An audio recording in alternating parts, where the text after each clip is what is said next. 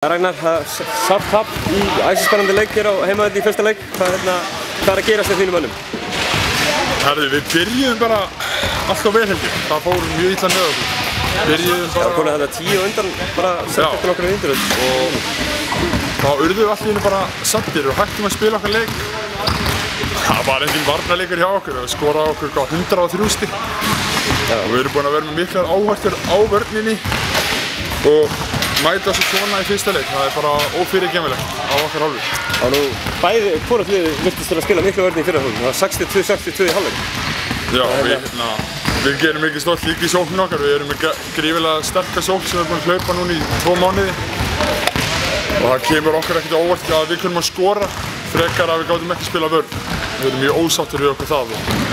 Það er eitthvað sem við þurfum klárlega að laga fyrir mánudaginn. Hvernig er þér kannski svona persónulega að ganga að koma inn í liðið og svona?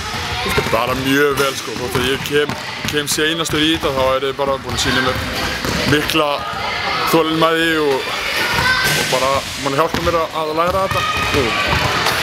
Og það er ekki Princeton? Nei. Princetonið, jú. Og ég finnst við erum búin að hlaupa þetta vel. Það hjálpa mér bæði að læra þess mér á körfuboltann og eins og ég segi, við skorum 101 stig í kvöld, þannig að þetta virðist vera að virka. Nú farið þið og hittið fyrir ríkjandi Íslandsmeistara, tvöfaldaði síðustu 2 ára, Vesturbænum í næsta leik. Er eitthvað sem þú lofaði með fyrir þann leik?